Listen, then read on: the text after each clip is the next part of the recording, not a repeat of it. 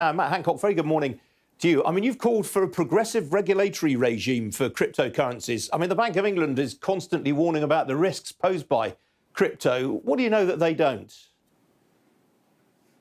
Well, we can't be naive about crypto. It's here. It's being used around the world and here in the UK. My argument is we need to embrace that, and we need to put in place a high-quality regulatory regime that, yes, takes into account concerns like around financial stability, which are important, but doesn't just push this away, because it's happening and it's going to happen, and it'd be far, far better if we can attract crypto markets, crypto exchanges here in the same way that we have huge amounts of foreign exchange trading in London, and we've always been at the forefront of financial innovation over decades. So the key is to make sure that we're on the front foot and we embrace crypto and we think hard about how best to, yes, have a regulatory system and structure, but one that's liberal and allows people to innovate and allows the new investments to come here.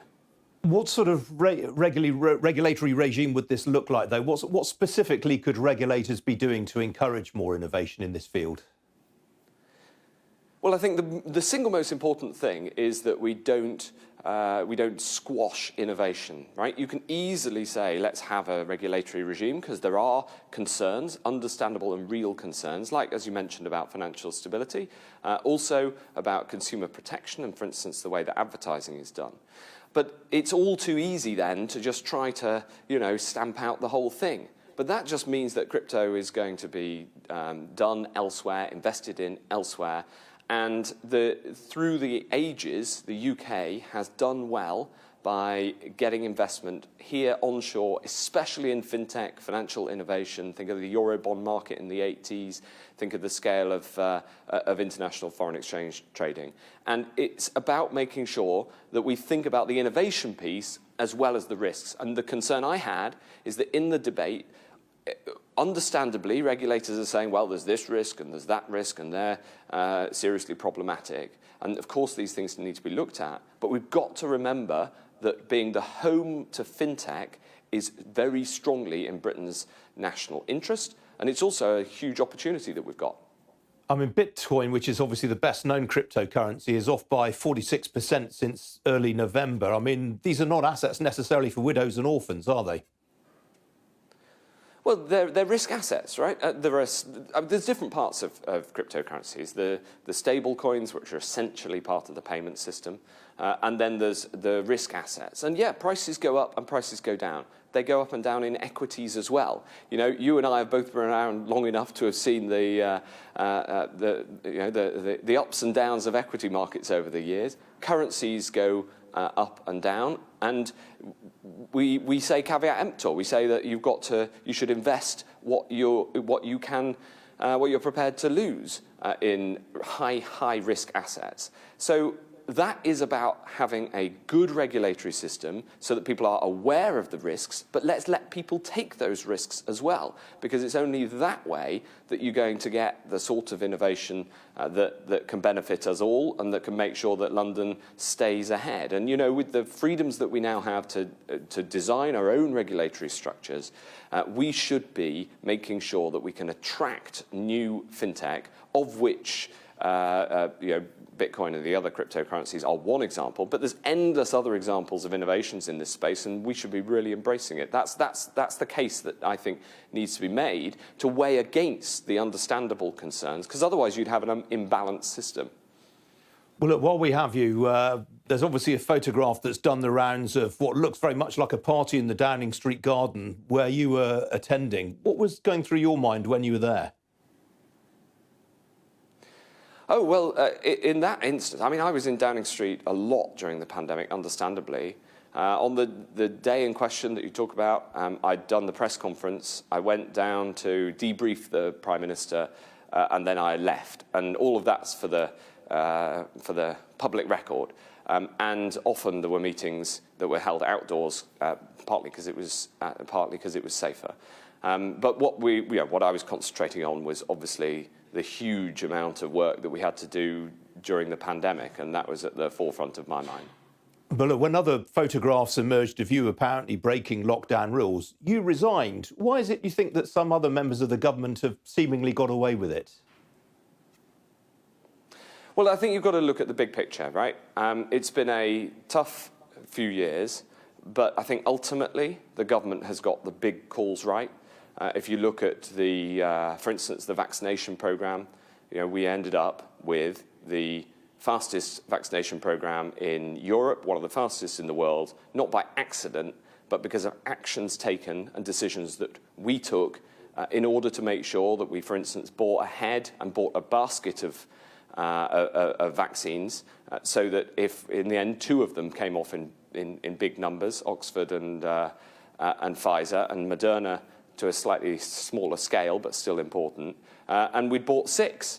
In the end, we bought 7, and some of those didn't come off. That's actually about taking, knowing that not everything will come off, but going broad and investing across a whole range of different options. And then, in our case, 2 of them came off, and because of a very, very innovative health regulatory regime, thanks to the MHRA, we managed to get that into people's arms as quickly as possible. So actually, there is a lot of lessons from that in how we need to regulate in the future as we can flex our regulations post-Brexit. Because we managed, in that case, to say the regulation of new vaccines, the phases should be done in parallel instead of in series. That radically sped up the approvals process.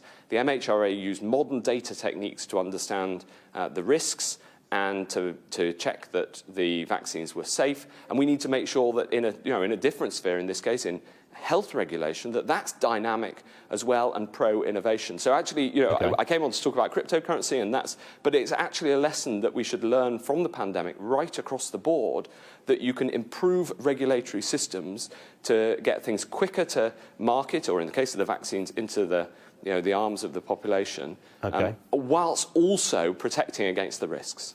Right, that's fair, all good and fair, and you've made that point. In the meantime, of course, your colleagues are sending in letters of no confidence to the 1922 committee, questioning the integrity of the Prime Minister. Do you still think he has the moral authority to lead the country and lead the party? Yes, because I think it comes back to this big question about getting the big calls right.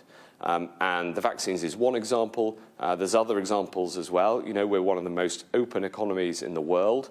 And for all the economic challenges that we have, and we have some serious economic challenges, and obviously the Bank of England's looking at the inflation data, and we'll hear from them later today.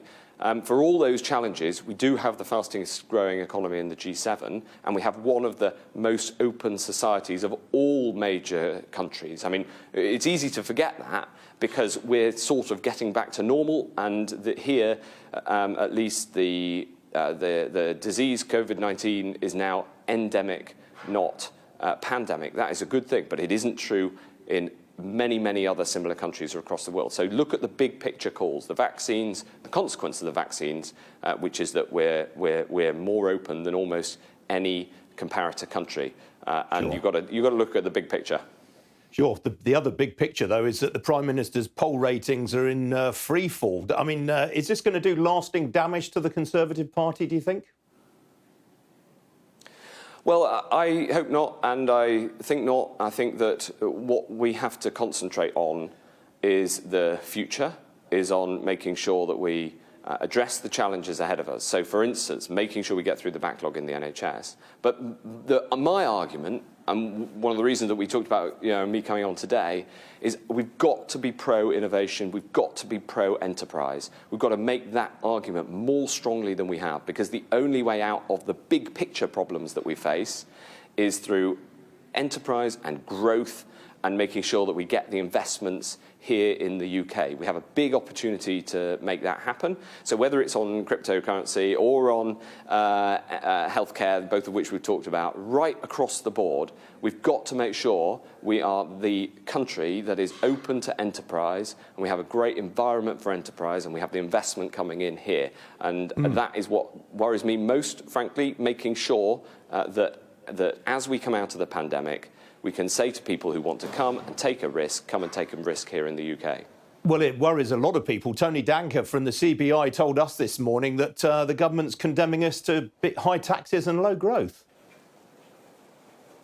Well, I read his full article, and because I saw the headline, and I thought, that's a bit of a surprise coming from the CBI. So I read the full article, and it was remarkably similar, which is we've got to make sure that we support enterprise, we support innovative, fast-growing companies, we make it easy to make investments. You know, most international companies, we need to make sure that their UK arm is winning their argument at global board level that the next investment should be in the UK. You know, this is where we need to be, because it's how we get ourselves out of the very significant economic challenges that we, like every country around the world, face.